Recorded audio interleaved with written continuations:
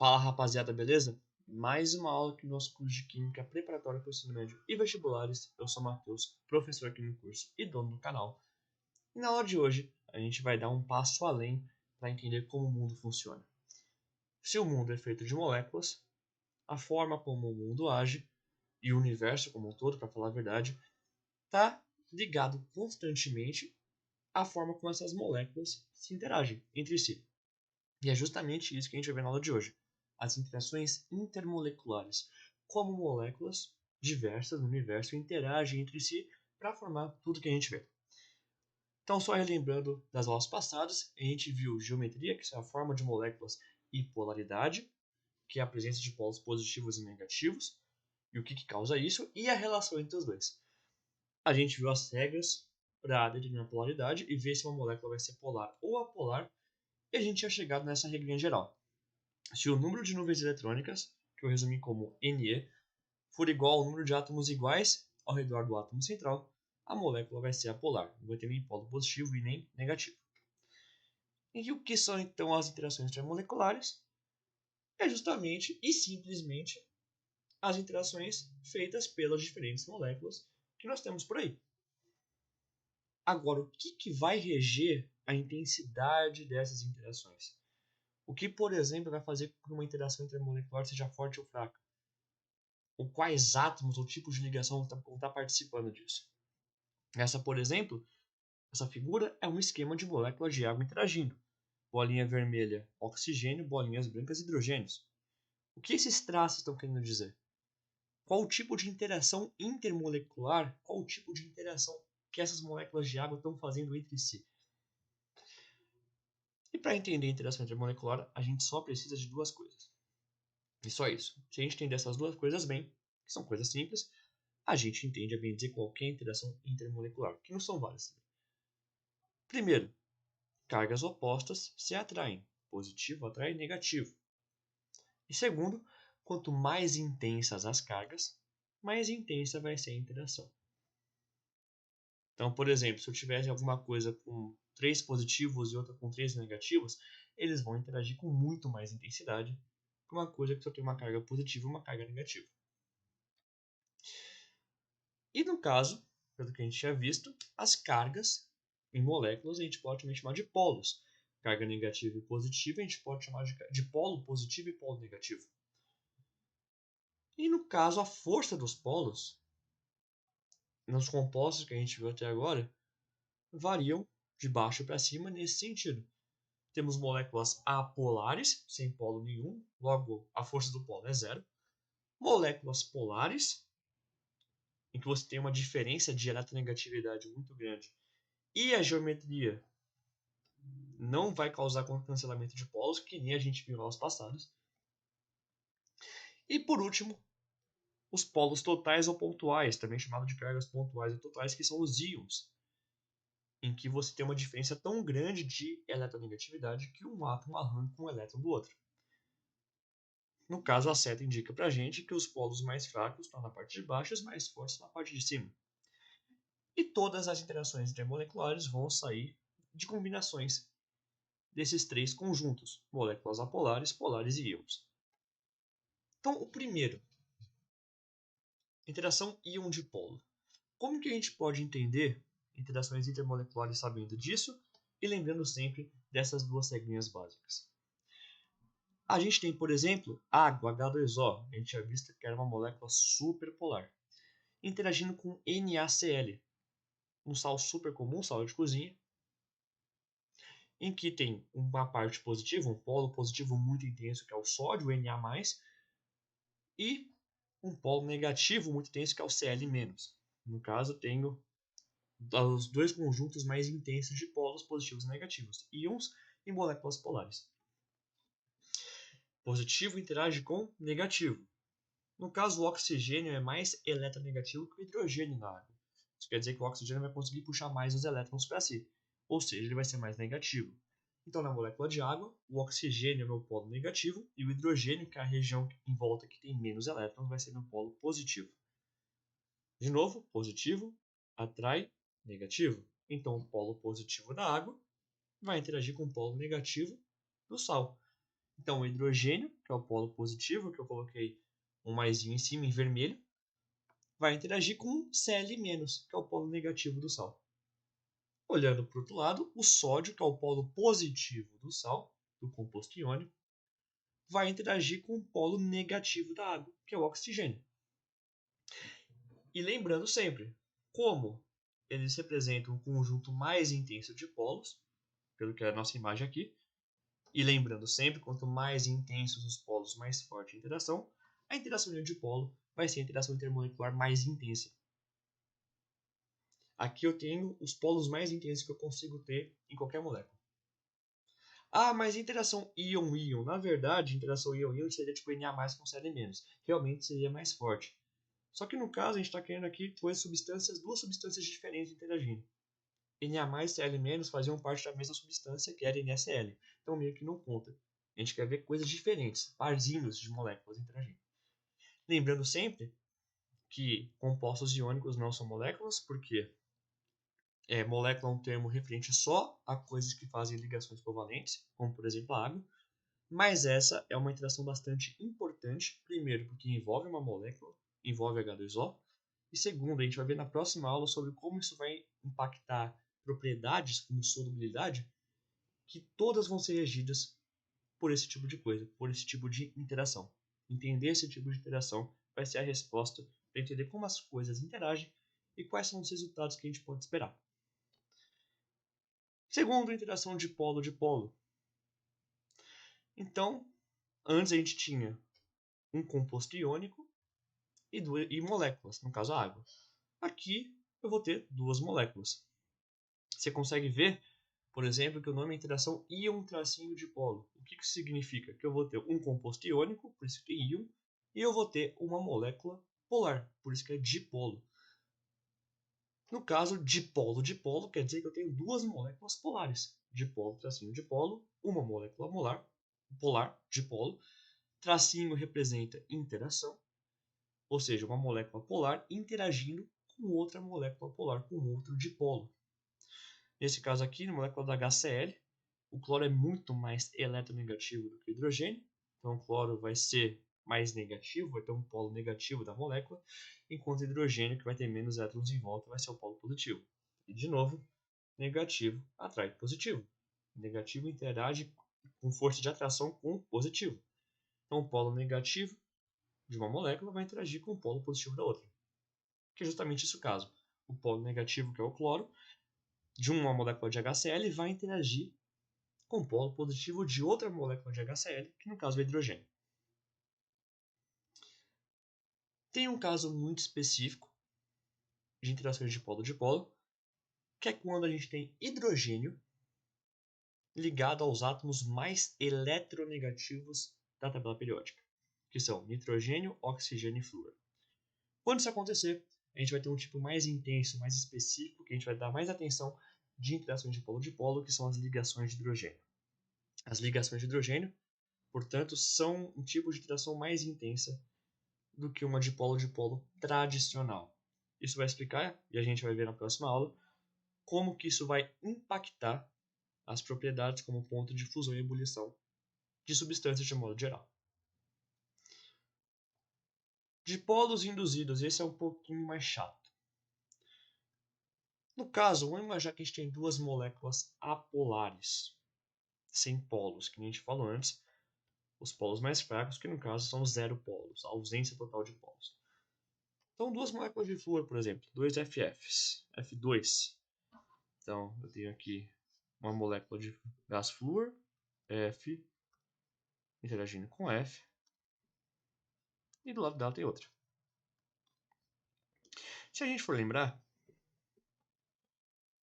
essas moléculas são apolares porque os elétrons em volta dessa molécula estão distribuídos de uma maneira muito homogênea, muito igual. Eu não tenho um lado com mais elétron que o outro, justamente porque eu não tenho alguém muito mais eletronegativo que o outro, que puxa esses elétrons com muita facilidade. Então, a bem dizer, se for seguir o que a gente falou até agora, são moléculas apolares. Só que a gente tem que lembrar que as moléculas elas interagem. tem interações intermoleculares, de um jeito que essas moléculas não estão isoladas no espaço. Essas moléculas vão se aproximar uma da outra, porque elas estão existindo no mesmo espaço. A gente acabou de falar que, no caso, esse tracinho verde, esse tracejado verde que eu desenhei em volta das moléculas, representaria os elétrons em volta, ao redor de toda a molécula, o espaço preenchido pela molécula. E, se a gente for lembrar, se cargas opostas se atraem, cargas iguais se repelem. Então, o que vai acontecer quando os elétrons de uma molécula de flúor chegarem perto dos elétrons da outra molécula de gás flúor? Eles vão querer fugir, eles vão querer se afastar. Porque cargas iguais se repelem. Então esse aqui continua por enquanto bem distribuído, mas o outro, os elétrons da outra molécula, vão querer fugir.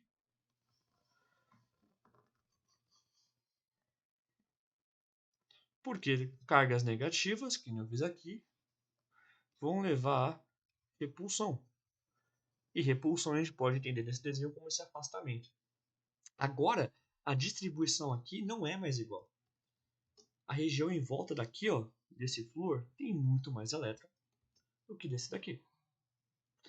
E se essa região aqui mais da direita tem muito mais elétron, quer dizer que essa região tem mais carga negativa. E se tem mais carga negativa, eu acabei de formar um polo negativo. Muito fraco, é verdade, mas ainda existe. E se eu criar um polo negativo, onde vai estar o positivo? A gente acabou de falar que essa região aqui agora tem menos elétrons. E se tem menos elétrons, quer dizer que tem elétron faltando, entre aspas, em relação ao outro lado. Então esse vai ser meu lado positivo. Pô, mas e o que vai acontecer então com a outra molécula? Lembra? Positivo atrai negativo. Então aqui estão os meus elétrons ainda da outra molécula de flúor. E eu tenho um polo positivo bem aqui. Esse polo positivo vai atrair esses elétrons aqui, dessa outra molécula, em um processo de atração. Positivo atraindo negativo. Quando isso acontecer, os elétrons da molécula da esquerda de flúor, que não estavam bem distribuídos, organizados, agora vão ser atraídos mais para o outro lado. Enquanto a outra molécula ainda mantém seu polo positivo e negativo. Opa, positivo e negativo. Desse jeito aqui. Vou desenhar um pouquinho mais para a direita, só para mostrar bem o que eu estou querendo falar. Então aqui é o polo negativo e o positivo. Esse positivo que a gente desenhou agora, e antes também, vamos lembrar que ele está atraindo os elétrons da outra molécula de F2, de gás flúor, e é por isso que agora a gente tem uma distribuição desigual. Aqui nessa molécula tem muito mais elétron, essa região em volta desse flúor da direita tem muito mais elétron do que essa daqui.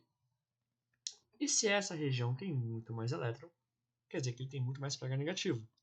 E se tem mais carga negativa, esse agora é um polo negativo. E o lado que tem menos elétron vai ser o polo positivo. E no caso, negativo de um lado vai interagir com o positivo do outro, exatamente como a gente viu até agora. Agora, qual que é a diferença desse polo, por exemplo, desse dipolo que a gente viu agora, para esse aqui, por exemplo, ou até mesmo esse? Eles são a mesma coisa, têm a mesma intensidade? No caso, a gente tem que lembrar que esses dipolos aqui, no caso do HCl, vou até dizer aqui do lado como comparação, o HCl é uma molécula polar, ele tem um polo já formado. Então, os elétrons em volta dele vão estar muito mais para o lado do cloro, porque o cloro é mais eletronegativo. Então, eu vou ter aqui um polo negativo em volta do cloro e um positivo em volta do hidrogênio. Esse polo aqui, ele já está formado. Independente se tivesse outra molécula no universo, esse polo aqui, ele já é estável nele mesmo. Porque tem um átomo muito mais eletronegativo que o outro puxando elétron. Isso aqui é o que a gente chama de dipolo permanente. Porque se todas as moléculas do universo sumissem e só sobrasse essa daqui, essa molécula continuaria sendo polar. Ela não precisa de outra molécula, que nem o caso do flúor que a gente viu agora, para formar um polo. Por isso que a gente chama de dipolo permanente. Agora, no caso do F2, da molécula de dois flúor sendo ligados, não é o caso. Elas começaram sendo apolares e precisou uma chegar perto da outra para formar polos. Ou seja, para você ter a formação de polos, você tem que ter a existência dessas duas moléculas perto uma da outra. Porque sozinhas elas não têm polos. Então a gente pode falar que esses polos foram fabricados, ou no jargão de química eles foram induzidos. Uma molécula de flúor de F2 induziu polos na outra.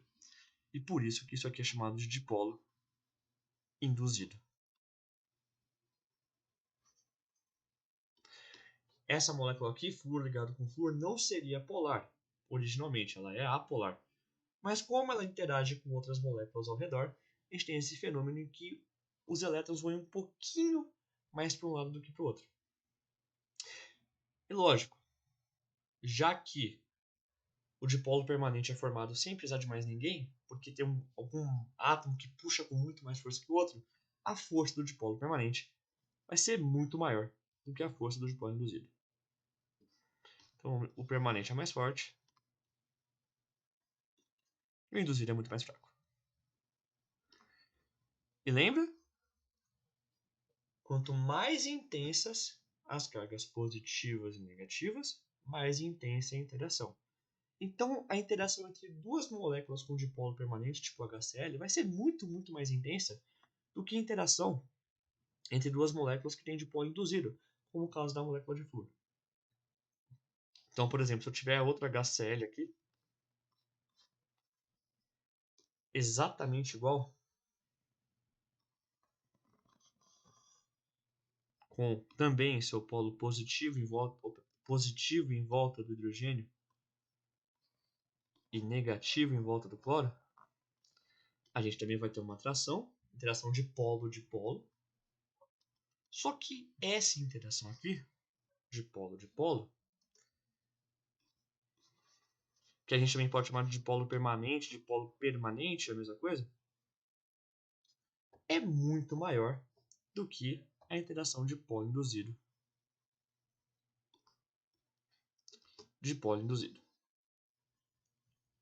Lembrando sempre o que isso aqui significa quando eu falo que tem dipolo induzido, tracinho de polo induzido, é porque eu tenho uma molécula que faz dipolos induzidos, ou seja, apolar, interagindo, e é isso que esse tracinho aqui significa, interação. Então vou até destacar aqui. Isso aqui significa interação. No caso, esse tracinho está representando isso aqui, essa interação intermolecular. Então, dipolo induzido, tracinho dipolo induzido, significa que eu tenho um dipolo induzido, ou seja, uma molécula apolar, interagindo com outro dipolo induzido, no caso, outra molécula apolar. Dipolo permanente, é a mesma coisa, eu tenho um dipolo, uma molécula polar, interagindo com outra molécula polar. Então, interação íon-dipolo é um composto iônico interagindo com uma molécula polar que tem um dipolo permanente. Então, sempre que a gente vê esse nome, a gente pode entender desse jeito. Por que tem sempre nome traço nome? Porque, primeiro, está sempre entre pares. Segundo, eu tenho que explicar quais são os tipos de dipolos que estão acontecendo, se é um íon, se é um dipolo permanente ou induzido. E o tracinho significa que esses dois compostos, essas duas substâncias, estão interagindo. E por causa disso, como os dipolos induzidos são os polos, as cargas mais fracas possíveis, os dipolos induzidos, que nem a gente desenhou até agora, isso aqui é só um resuminho, para a gente lembrar, os dipolos induzidos vão representar interações mais fracas. A interação de polo induzido é a mais fraca possível, porque as cargas geradas, os dipolos gerados, positivos e negativos, são os mais fracos dentre todos. Por isso que moléculas que fazem interação de polo induzido vão fazer as interações mais fracas conhecidas. como no caso das moléculas de F2, gás fluor. A gente vai ver na próxima aula o que vai afetar, né, as interações de polo induzido e de polo induzido e como isso vai se refletir nas propriedades das substâncias. Mas por enquanto a gente tem que lembrar disso. Daquela regrinha que quanto menos intensas as cargas, mais fracas as interações, ou se você quiser, quanto mais intensas as cargas, o dipolos, mais fortes as interações, o dipolo induzido e o dipolo induzido tem que ser a interação mais fraca. E por fim a gente tem a última combinação, que é a combinação entre uma molécula polar e uma apolar. Então, no caso, o que seria uma molécula polar com uma apolar? Eu tenho uma água, por exemplo, uma molécula polar, um dipolo permanente bem forte, interagindo com uma molécula de Cl2, ClCl. Então, eu vou desenhar agora a água deitada, só para mostrar o que eu quero falar. Eu vou ter água aqui, o oxigênio de novo, lembrando, é mais eletronegativo que o hidrogênio, então vai ter mais elétrons em volta dele, mais partículas com carga negativa, então ele vai ser o polo negativo da molécula, enquanto o hidrogênio, que ao menos é eletronegativo, vai ter seus polos positivos no hidrogênio. A água vai ter polos positivos no hidrogênio. Enquanto isso, os CLs, né, a molécula de Cl2, gás cloro, em teoria, na prática, ela começa como uma molécula sem polo nenhum, uma molécula apolar, justamente igual ao F2. Só que temos polos positivos aqui. A gente tem polos positivos nos hidrogênios. E esse desenho verde que eu fiz representa a distribuição de elétrons que tem carga negativa. Os elétrons vão ser atraídos por esses polos positivos da água. De um jeito que na hora de fazer a interação, eu vou ter aqui de novo a água com seu polo negativo no oxigênio, seus polos positivos no hidrogênio. E agora, a molécula de Cl2, Cl ligado a Cl, que ele estava com seus elétrons muito bem distribuídos, vai ter seus elétrons atraídos pelos polos positivos da água. Desse jeito aqui. Em volta desse Cl agora, o Cl da esquerda, que é o que está mais perto dos hidrogênios, vai ter muito mais elétron do que do outro lado na direita. Se esse lado agora que está mais perto da água tem mais elétron, ele vai ser meu lado com mais partícula negativa, meu lado de polo negativo. Enquanto o outro lado, que tem menos elétron agora, menos partículas de carga negativa, é o meu polo positivo. E de novo, o lado positivo de um interagindo com o lado negativo do outro. Exatamente como a gente fez até agora. Que tipo de interação é essa? Isso aqui é uma molécula polar interagindo com uma molécula apolar. Então isso aqui é uma interação de dipolo permanente ou simplesmente dipolo interagindo, tracinho, isso que significa com um dipolo que foi induzido. Induzido porque a molécula originalmente não tinha polo nenhum, que nem aqui, mas como ela está interagindo com outra molécula, porque moléculas existem no universo, ela vai formar um polo bem fraco, é verdade, mas mesmo assim um polo que vai permitir que esses dois interajam. Então a interação intermolecular de qualquer tipo é baseada em carga. Se você entende carga e você entende como que essas cargas, esses polos são gerados, você entendeu todas as interações intermoleculares e você entendeu como que a força delas é organizada. Quais são as interações mais fortes ou mais fracas. Baseado no que a gente falou antes, quanto mais fortes, quanto mais intensos os polos positivo e negativo, mais intensas as interações. De um jeito que a gente pode organizar isso numa tabelinha, numa coluninha simples. Qual que vai ser a combinação mais fraca possível? Pelo que a gente viu, os polos mais fracos são feitos com moléculas apolares, que precisa passar alguém para formar um polo pequenininho. Então, qual que vai ser a interação mais fraca possível? A interação entre duas moléculas apolares, que vai dar um dipolo induzido interagindo com outro dipolo induzido. No caso, a gente pode pensar isso aqui como apolar, uma molécula apolar interagindo com uma molécula também apolar.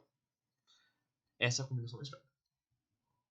E depois eu posso botar um dipolo normal, um dipolo permanente, que a gente falou, interagindo com o dipolo induzido. Então agora a gente tinha dois muito fracos e a gente colocou um mais forte. Então aqui vai ser uma molécula polar e aqui uma apolar.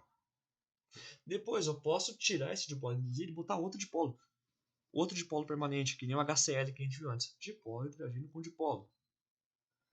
Ou seja, duas moléculas polares. Eu vou botar dipolo comum, porque a gente sempre tem que lembrar das ligações de hidrogênio que a gente falou antes. Hidrogênio que é quando eu tenho hidrogênio ligado aos átomos mais eletronegativos da tabela periódica. Nitrogênio, oxigênio e flúor. E por fim, eu posso ter agora a presença do polo mais forte possível, das cargas positivas e negativas mais fortes possíveis, que são os dipolos permanentes, ou dipolos, que eu posso escrever, com os íons, com os compostos iônicos. E a força cresce nesse sentido. Então, isso aqui seria a força da interação. Quanto mais intensas as cargas, mais intensa a interação. E, à medida que eu vou subindo nessa linha que eu fiz, eu vou sempre aumentando a intensidade das cargas. Então, comecei com dipolos induzidos, os dois, os mais fracos possíveis. Troquei um dipolo induzido por um dipolo, aumentou um pouquinho. Coloquei dois dipolos depois, aumentou mais ainda. Coloquei uma situação específica que a gente viu, que é quando tem hidrogênio ligado aos átomos mais eletronegativos da tabela periódica, que são as ligações de hidrogênio, que só acontecem quando está ligado a nitrogênio, oxigênio e flúor. E depois eu coloquei, ao invés de um dipolo, eu botei um polo ainda mais forte, que são os compostos iônicos. E com isso, eu tenho uma linha de força de todas as interações organizadas, do mais fraco para o mais forte. Então, o que a gente precisa sair daqui sabendo? Moléculas interagem porque as suas interações trazem mais estabilidade. Lembra quando a gente falou de ligação química? Que a gente viu que átomos ligam entre si, interagem entre si para diminuir a energia, para trazer mais estabilidade? As moléculas fazem interações intermoleculares pelo mesmo motivo. A gente pode falar, por exemplo, isso é uma coisa que tem bastante livro, é que a interação entre dois átomos, que são as ligações químicas, são as interações intramoleculares. Intramoleculares porque são elas que vão fazer as moléculas. Enquanto a interação entre duas moléculas já prontas, vamos dizer assim, são chamadas de interações intermoleculares entre duas moléculas. E nos dois casos, as interações são realizadas para trazer mais estabilidade ao sistema que é a natureza. As forças das interações intermoleculares dependem da intensidade dos polos ou das cargas envolvidas, que é justamente essa ideia aqui que a gente desenhou junto, tanto aqui quanto aqui. Isso vai impactar diretamente as propriedades de todas as substâncias que a gente conhece, incluindo substâncias puras e misturas, que é uma coisa que a gente vai deixar para a próxima aula. Então, gente, essa aula acaba por aqui. Obrigado por quem ficou até o final. Se você gostou, se inscreve aqui no canal, compartilhe ele com alguém e deixa aqui nos comentários o que você quer que eu fale ou alguma coisa que você quer que eu explique. E se você curte ciência e quer aprender como estudar melhor, aprendendo mais em menos tempo, eu te sugiro seguir no meu Instagram, @prof.galdino, em que eu posto coisa quase todo dia, tentando ajudar vocês a como entender química de um jeito inteligente. E com isso dominar qualquer coisa que caia na sua prova, no seu vestibular, ou qualquer coisa que você faça. Gente, vejo vocês na próxima aula, em que a gente vai usar o que a gente aprendeu aqui para prever propriedades de substâncias, e com isso a gente vai conseguir entender praticamente tudo que a natureza faz. Vejo vocês na próxima aula, que é a aula 31. Até mais!